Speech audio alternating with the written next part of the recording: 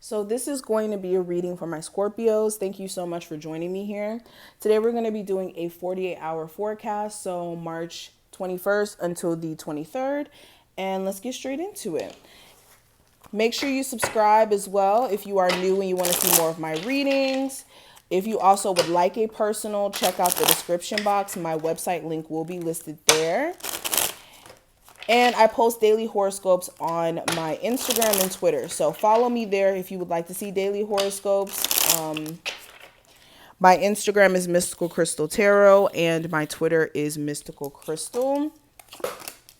Just like how it was spelled here on YouTube if you'd like to follow me and see daily horoscopes.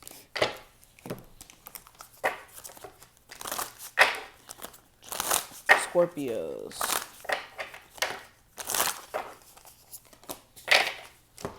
Alrighty. So let's go ahead and talk about this. So first card we have the Six of Swords representing the overall energy.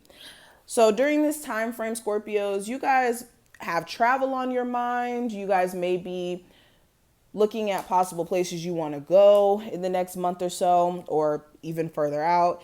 This is also you guys moving to a better mental space. You may have been going through some things, a little disheveled mentally about a person or even just your career and certain things that you want to do in your career, but there may be blockages in terms of getting further in your career because you suffer from this severe anxiety or self-doubt or fear of something not working out, so you just don't try at all. And you guys are now trying to recondition your brain basically in terms of not thinking that way, because this has basically kept you from getting nowhere for a while now.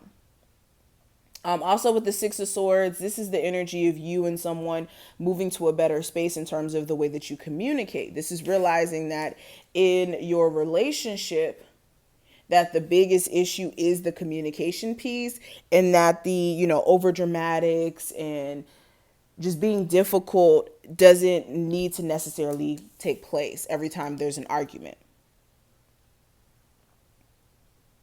Some of you may be also making preparations to move as well. But your current energy, we do have the Hermit card. So this is you going into a space of introspection, taking some time for yourself to really sit on some things.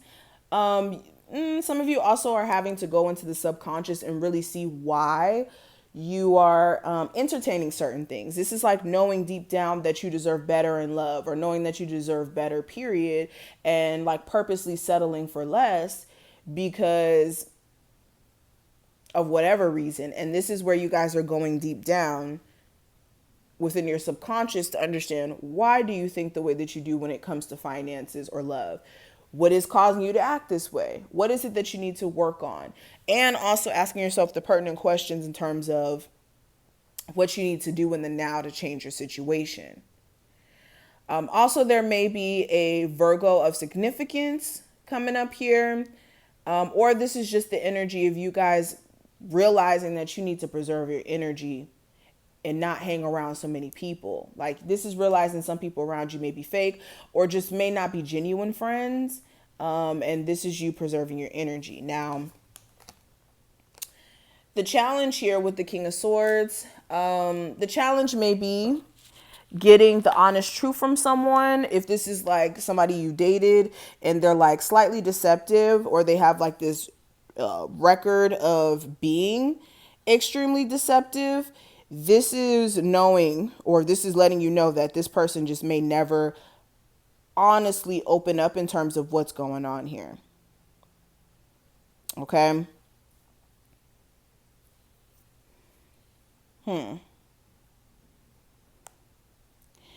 Yeah, also the challenge may be an air sign specifically. So, this could be a Gemini, Libra, and Aquarius.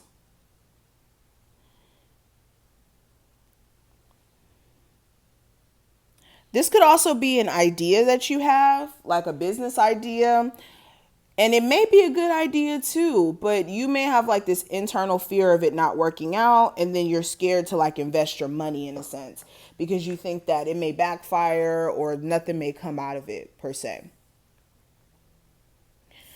Now, when it comes to what I see for the King of Swords, I mean, not the King of Swords, the advice, we have the King of Swords. So we have the Knight of Swords and the King of Swords. And actually, no, before I get into this one, I also want to say something else. With the Knight of Swords, the challenge may be that you guys have tunnel vision, or you guys will have tunnel vision in the near future or during this time frame. But the tunnel vision may be like, okay, with this tunnel vision, you may miss important details. Like the Knight of Swords is like that swift movement and like, yes, getting things done with the quickness, but doing it so quick that you're missing important details. So make sure that you're also not doing this, or where you do like these random, how do I say this? This is like randomly stopping and starting a project. So being determined, being focused 1 second, and then like the next 2 days getting burnt out or it not being a main focus anymore. So this is like stopping, starting, stopping, starting. But nonetheless, the advice here, we do have the King of Swords. The advice is to sit with yourself and really ask yourself some important questions in terms of what you're trying to do. So for instance, if you're trying to be a business owner, you need to sit and ask yourself certain questions. Do you have the money to be able to, sustain this business until it can make money on its own? Do you have the resources here? What do you need to do for this? Like asking yourself those questions and also coming up with a plan and writing things down. Okay. Because some of you, the reason why you're having a hard time is because you're not writing enough stuff down and your ideas are scatterbrained and it's all over the place. So this is, for one, being strategic in all that you're doing and not just doing stuff because you think that it'll just be an instant success. This is more of like using logic. Okay.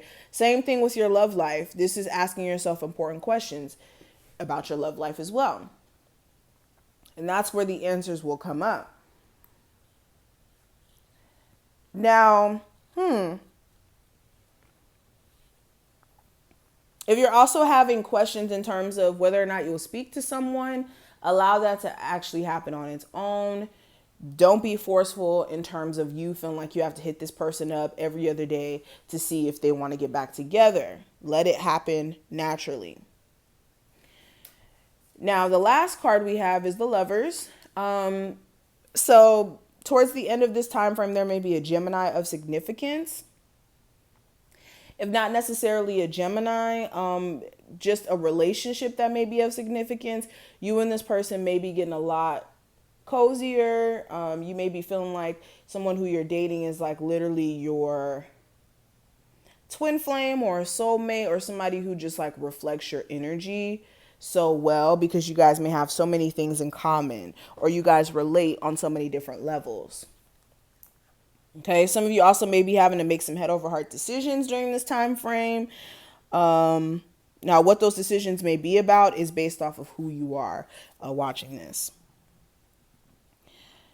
But okay, so the last card I want to discuss, we have the Witch card, and it says justice is coming. And with this card, this is speaking to justice. Like whenever we're talking about justice, we're talking about karma.